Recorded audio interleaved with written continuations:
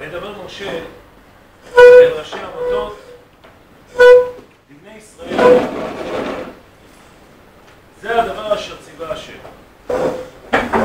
איש ידור נדר להשם, או ישב בשבועה לאסור איסר על נפשו, לא יחל דברו ככל היוצא מפיו יעשה. יש בפסוק הזה כפילות. לא יחל דברו ככל היוצא מפיו יעשה. הגמרא לומדת מהכפילות הזאת שכינויי נדרים כנדרים וכינויי שבועות כשבועות. פירוש כינויי שאין צורך להגיד דווקא לשון שבועה שהיא באמת לשון שבועה שהמילה שבועה מופיעה בה, אלא אפשר גם כן לומר מילה שהיא מרמזת על העניין הזה, או שהיא מביעה את הרצון של הנודר לנדור, של הנשבע להישבע, וגם זה נכלל בתוך לשון שבועה. עכשיו, אנחנו יכולים ללמוד מכאן את הערך הגדול של דיבור. מה זה דיבור? בן אדם מביע את רצונו שהוא רוצה לעשות משהו מסוים, הוא רוצה לגזור על עצמו משהו מסוים, הוא רוצה לקבל על עצמו משהו מסוים. אז גם אם המילה הספציפית הזאת לא נאמרה, אבל אם נאמרה מילה שבהחלט יכולה להביע את רצונו, זה גם מספיק. וזה נחשב שהוא אמר. זה לא שאני אבוא ואני אתפוס אותו על המילה, טוב, המילה הזאת לא נאמרה, לא. הבעת את רצונך, אתה דיברת, ככל היוצא מפיו יעשה. זה לא נוסח, זה ככל היוצא מפיו יעשה. ככל, גם כינויי נדרים, גם כינויי שבועות, ככל היוצא מפיו יעשה.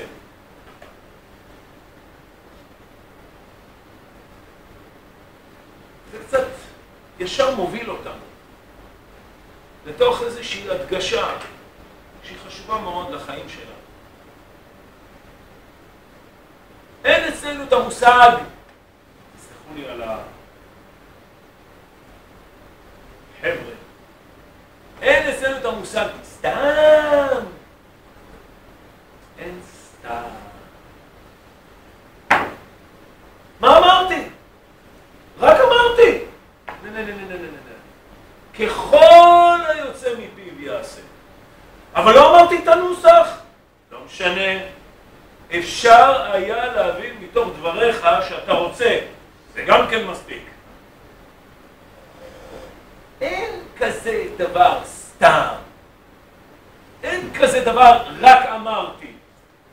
מה שתי מילים? מה אתה עושה מזה כזה עניין? רק דיבורים. לא ביהדות. היהדות זה סיפור אחר. ככל היוצא מפיו יעשה. ככל היוצא מפיו.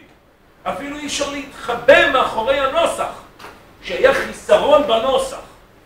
לא. כינויי שבועות כשבועות. הוא הביע את רצונו.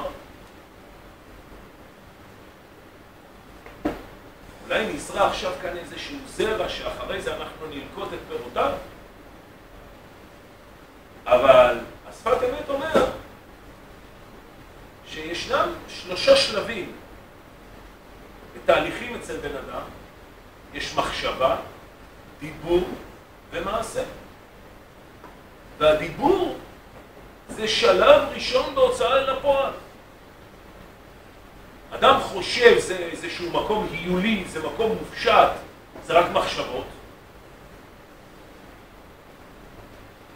וכשהוא מוציא את זה מן הפה, אז יש בזה כבר איזשהו פן של יציאה מן הכוח אל הפועל. וכיוון שכך, זה לא סתם. הוצאת את זה בפה. זה כבר חתיכת עניין. זה חצי הדרך אל עולם המעשה. זה לא דבר קטן. זה דבר משמעותי. זה מביא אותנו לאיזושהי תפיסת עולם שלפעמים אנחנו קצת מזלזלים בה. תפיסת עולם שאומרת שמילה זה מילה. מילה זה מילה. לא צריכים לדבר כל כך. וגם אי אפשר להתחמק ממה שדיברת. אמרת, זהו זה. אני יודע, זה לא מקובל. איך אמר בזמנו, שמיר, אחד מההסכמים הקואליציוניים הרבים שהוא עשה עם המפד"ל, באחד הפעמים הרבות שהוא לא קיים את מה שהוא אמר, אמרו לו, אבל הבטחת.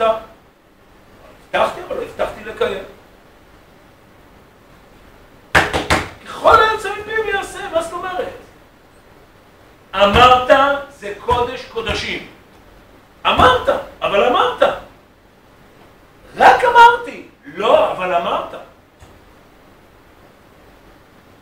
שמעתי, אני חושב בשם החפץ חיים, שאומרים, מגיד לאדם מה שיחו.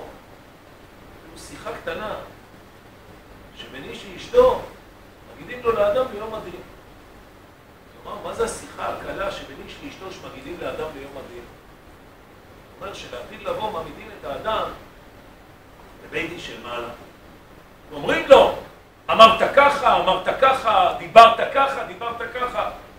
הוא בא ומצדק את עצמו, הוא אומר, מה אתה רוצה? בסך הכל אמרתי, זה כלום. אוויר, כלם פהדי. לא משהו. מגיעים לאדם מה שיחו, שיחה קלה, לוקחים אותו לחתונה שלו, מרים אותו, עומד ליד אשתו ואומר לה, שיחה קלה, הרי את מקודשת לי בטבעת זו כדת משה וישראל. אחר כך מריצים לפניו את כל הצאצאים שלו, את כל המשפחה שלו. אמרו לו, תסתכל מה זה, פעם אחת אמרת משפט, תראה מה נהיה מזה. ואתה, יש לך את האומץ לבוא לפנינו ולהגיד, מה עשיתי? רק דיברתי. כן, רק דיברתי. לא יחל דברו ככל היוצא מפיו יעשה. מילה. אמרת מילה, מילה זאת מילה. צריך לעמוד בדיבור. כשאני למדתי פה בישיבה, זה היה אחד המסרים שדיברו עליו. לעמוד בדיבור. להיות דקדקן. אני שמעתי פה בישיבה, אני שמעתי שיחה של ערב שבת, שסבבה סביב הרמב"ן. הרמב"ן בסוף פרשת ויגש על הפסוק וילקט יוסף את כל הכסף, שמתאר איך יוסף עושה את כל העבודה של פרעה ומלקט את כל הכסף, וזה קונה את האדמה וקונה את כולם לעבדים. כותב הרמב"ן, סיפר הכתוב זה וגמר העניין בכל הפרשה, להודיע מעלות יוסף בחוכמה, בתבונה ובדעת. וכי היה איש אמונים שהביא כל הכסף בית פרעה, ולא עשה לעצמו אוצרות כסף ומטמוני מסתרים בארץ מצרים או לשולחו לארץ כנען, אבל נתן למלך הבוטח בו כל הכסף, וקנה לו את האדמה וגם את הגופות, ומצא בזה חן גם כן בעיני העם, כי השם הוא המצליח את יראיו. אמינות. אמינות. הוא איש אמונים. ותדמיינו לעצמכם, יוסף, הרי יוסף סגר מעגל. כי גונבתי מבית העברים, מארץ העברים. אחרי שאבא שלו כבר מגיע, ואחרי שהכל, וכבר הוא עם האחים, וכבר יושבים בארץ גושן, נו, מה נשאר לו עכשיו? הוא צריך לבוא לעצמו ולהגיד דבר כזה, במבט אמוני, so called, במבט אמוני. חסדי השם, איך הקדוש ברוך הוא גלגל את הכל, שהוא שלח אותי כאן. הוא אומר להם את זה מפורש, כי למחיה נשלחני השם לפניכם. שהקדוש ברוך הוא גלגל את הכל, וזה עשו לכם לשפלטה, ובעזרת השם, ויש עוד פה חזון גדול, דור רביעי ישוב, הנה כי לא שלם עוון האמורי ידעת, בעזרת השם תהיה יציאת מצרים וזה, והקדוש ברוך הוא שלח אותי. ועכשיו מה? עכשיו, כל מה שפה זה בסך הכל פלטפורמה. כל מה שפה מצרים וכל העניינים וכל זה, פלטפורמה, עזוב אותך. שטוסי. אבל הוא היה איש אמונו של פרעה. פרעה סומך עליו. והרמב"ן שם את זה על נס, והוא אומר שהתורה מדגישה בסוף, אחרי כל הסיפורים, עם הגעת יעקב למצרים וכל האחים וכל הזה, התורה טורחת להדגיש לנו שיוסף המשיך את העבודה באותו אמון ובאותו ישרות ובאותו אמינות כלפי פרעה כמו שהיה עד עכשיו. מסתבר שזה לא אותו פרעה של ויקום מלך חדש המצרים אשר לא ידע את יוסף. בסדר? אז אין פה איזה שאלות כבדות של אל תהיה טיפש. אבל אחרי כל הסיפור הרי היה אפשר לסדר קצת את הגוי. היה אפשר לסדר את הגוי, מי צריך אותו? הוא היה איש אמונו. הוא היה איש אמונו. ויותר מזה אומר הרמב"ן, שזה מצא חן בעיני העם כי השם מצליח את יראיו. כשרואים בן אדם אמין, זה מוצא חן בעיני העם. הוא בן אדם אמין. יש בזה מימד גם של קידוש השם. שמילה זה מילה. יש במקומותינו מושג, זה נקרא Jewish time. נכנס אליי זוג שנסדר חופה וקידושים. תגיש לי את הזמנה, בעיניים נוצצות, וזה, אני פותח את הזמנה, החופה בשעה 6:30. סוגריים, לפני השקיעה. אבל השקיעה ב7:30. זה ברור. אחרי זה מגיעה השאלה, מתי באמת אתם רוצים שאני אעשה את הרב? מתי באמת? מתי להיות שם? אם הרב יגיע 7:45 זה בסדר. אבל כתבתם 6:30. זה כבר אמינה כך. זה כבר אמינה. זה ברור, יש מה שנקרא שין פלוס 1, שין פלוס 2, שין פלוס 3, תלוי, חתן אשכנזי, ספרדי, זה תלוי הכל כמינה. יקים, לא יקים, משפחת שחור, לא משפחת שחור, זה תלוי, אצל מי אתה הולך, אתה יודע בדיוק מה יהיה כאן. אבל רגענו. כמאמרם ז"ל, אומרים ככה ועושים ככה. אבל רק אמרתי, מה יש? מה יש?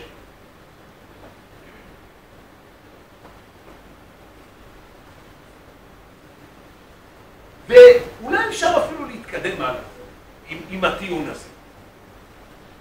שכשהתורה אומרת, ככל יוצא מפיו יעשה, יש כאן איזשהו מין עונש חינוכי. בן אדם ימצא את עצמו. אני חושב שצריכה להיות ההרגשה הזאת תמיד בערב יום כיפור, כשאנחנו עומדים ועושים התרת נדרים.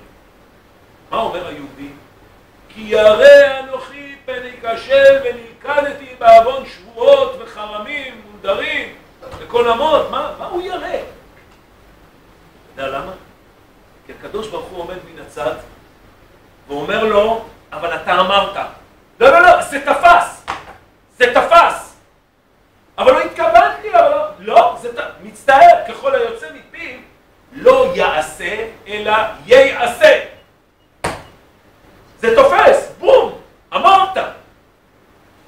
ואז בן אדם פתאום מוצא את עצמו עם ערימות של נדרים, ושבועות, ועוד כל מיני כאלו, בכלל לא התכוונתי.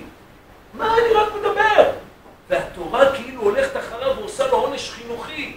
אומרת לו, כאן דיברת, כאן דיברת, כאן דיברת, כאן זה תפס, כאן זה תפס, כאן זה תפס, כאן זה... אז יש בעמידה שלנו ערב יום הכיפורים, בהתרת נדרים, יש בעניין הזה, יש הפתיחה של יום הכיפורים, הכל נדרי הזה, יש בהתרת הנדרים הזאת משהו הרבה יותר עמוק.